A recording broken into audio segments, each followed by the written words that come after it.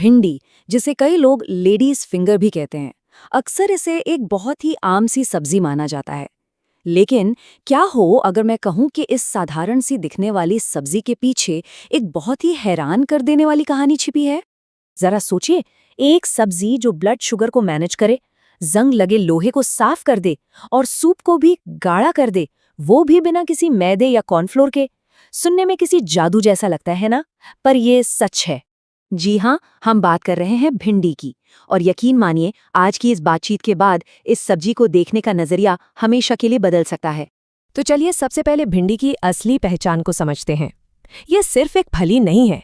असल में भिंडी मालो परिवार से आती है। जी हाँ, ये उसी वानस्पतिक परिवार का हिस्सा है जिससे कपास और खूबसूरत गुड़हल के फूल आते हैं।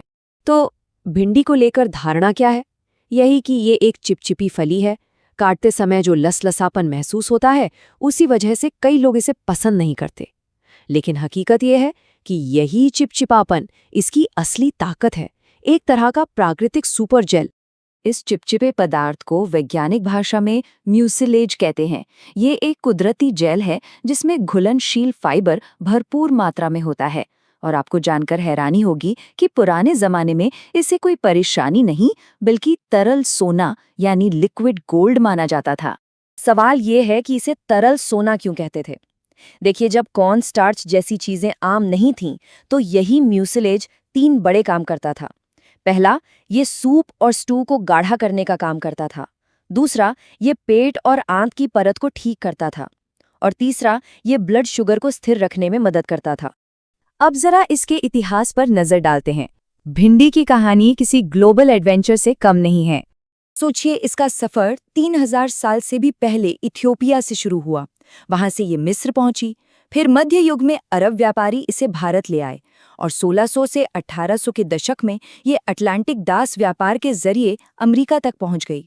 इसका सांस्कृतिक असर कितना गहरा है, इसका सबसे अच्छा उदाहरण अमेरिका के लुइसियाना में मिलता है। वहां इसने गम्बो नाम के एक पूरे व्यंजन को ही जन्म दे दिया। और सबसे मजेदार बात जानते हैं क्या है? गम्बो शब्द खुद पश्चिम अफ्रीका में भिंडी के लिए इस्तेमाल होने वाला एक शब्द है। मतलब भिंडी पकाना सिर्फ खाना बनाना नहीं, बल्कि वैश्विक इतिहास का हिस्सा बनना है। चलिए, अब इस चिपचिपेपन के पीछे का विज्ञान समझते हैं। ये एक ऐसा चमत्कार है जिसे अक्सर लोग समझ नहीं पाते।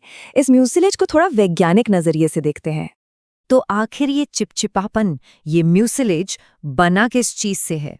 चलिए, इसके अंदर झांक कर देखते हैं कि इसमें ऐसा क्या खास है।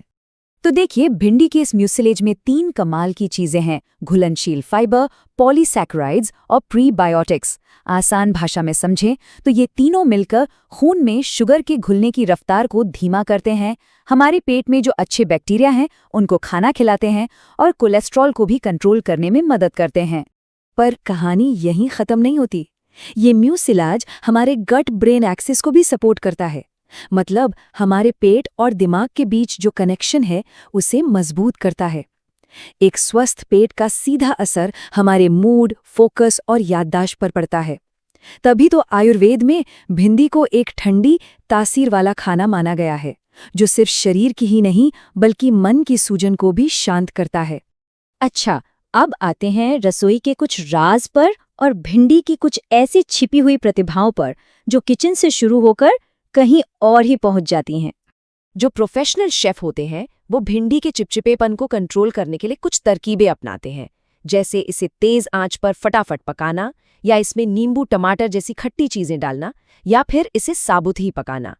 लेकिन यहाँ एक दिलचस्प बात है, अगर सेहत का पूरा फायदा उठाना है तो इस चिपचिपेपन को बचाकर रखना ही सबसे अच्छा है।